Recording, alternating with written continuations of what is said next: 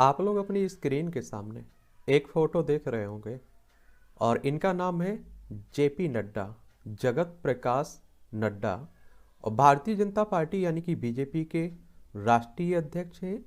और बीजेपी की जब बात होती है तो आप सभी जानते हैं कि इस समय दुनिया का सबसे बड़ा राजनीतिक दल है और इसकी स्थापना 6 अप्रैल 1980 में हुई थी और इसके संस्थापक में अटल बिहारी वाजपेयी और लाल कृष्ण आडवाणी साहब थे।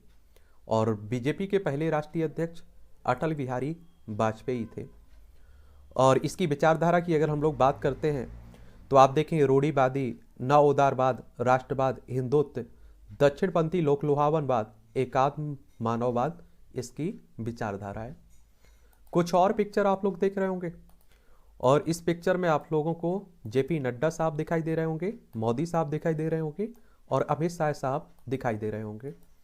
ये आप देखिए मोदी साहब हैं, ये अमित शाह, ये आप देखेंगे जेपी नड्डा साहब हैं। और आप देखिए कि जेपी नड्डा का ये परिवार है, इनके पिताजी हैं और आप देखेंगे कि इनकी ये पत्नी है, इनके दोनों बेटे हैं और एक खुद आप लोग देखेंगे जेपी नड्डा साहब हैं।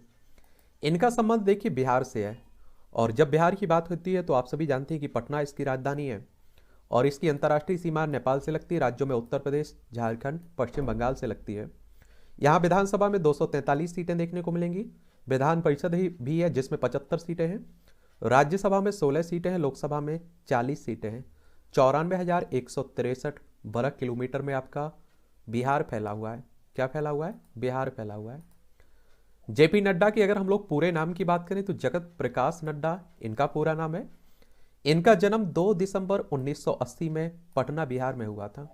ये हिंदू हैं और जाति की बात करें तो ब्राह्मण जाति के हैं। और इनके पिता की बात करें तो डॉक्टर नारायण लाल नड्डा इनके पिता का नाम और इनकी माता का नाम कृष्णा नड्डा। इनके पिता पटना विश्वविद्यालय के पूर्व कुलपति भी रहे हैं। इनकी पत्नी का नाम मल्लिका नड्डा और इनके बच्चों में आप देखेंगे हरीश चंद्र नड्डा और गिरीश चंद्र नड्डा इनके 2 बेटे हैं। अगर हम लोग जेपी नड्डा की शिक्षा की बात करें तो Saint Xavier's High School Patna से इन्होंने शुरुआती शिक्षा ली, फिर पटना कॉलेज बिहार से इन्होंने पढ़ाई की है और हिमाचल प्रदेश विश्वविद्यालय शिमला से भी इन्होंने शिक्षा प्राप्त की हुई है। पटना से आप देखेंगे कला में स्नातक किया हुआ है और हिमाचल प्रदेश विश्वविद्यालय से कानून की पढ़ाई यानी कि LLB की हुई है। तो आप कहिए कि काफ़ी पढ़े लिखे भी हैं और भारतीय राजनेता हैं यानी कि पॉलिटिशियन है और इनकी राजनीतिक पार्टी का नाम क्या है? भारतीय जनता पार्टी है। अगर हम लोग जेपी नड्डा की राजनीतिक यात्रा की बात करें तो 1978 में ABVP से जुड़कर इन्होंने छात्र राजनीति शुरू की थी और कॉलेज के में आप लोग देखते होंगे कि ABP एक संगठन आप लोगों को दिखाई अखिल भारतीय विद्यार्थी परिषद के बारे में, भारतीय विद्यार्थी परिषद के बारे में आप लोगों ने सुना होगा, उसी की बात हो रही है। तो उससे जुड़े कब? 1978 में। और ABP की अगर हम लोग स्थापना की बात करें तो 9 जुलाई 1949 में अखिल भारतीय विद्यार्थी परिषद की स्थापना हुई थी। फिर 1991 से 1994 के बीच भारतीय जनता युवा मोर्चा के राष्ट्रीय अध्यक्ष रहे हैं। फिर 1993 में उन्होंने हिमाचल प्रदेश की बिलासपुर विधानसभा से चुनाव लड़ा और एक विधायक के रूप में चुनाव जीता। और आप सभी अगर हिमाचल प्रदेश देखना चाहें तो ये शिमला है। इसकी अंतर्राष्ट्रीय सीमा चाइना से लगती है। राज्यों में लद्दाख, जम्मू कश्मीर, पंजाब, हरियाणा, उत्तर प्रदेश, उत्तराखंड। यहाँ विधानसभा में 68 सीटें हैं, राज्यसभा में 3 सीटें हैं, लोकसभा में 4 सीटें हैं।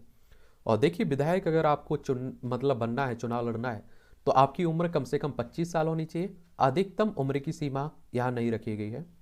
और विधायक का चुनाव डायरेक्ट जनता के द्वारा होता है। जिनकी उम्र 18 साल हो चुकी होगी, उनका नाम वोटर सूची में जुड़ चुका होगा, वो लोग चुनाव करने भी जाते होंगे, वोट डालने जाते होंगे।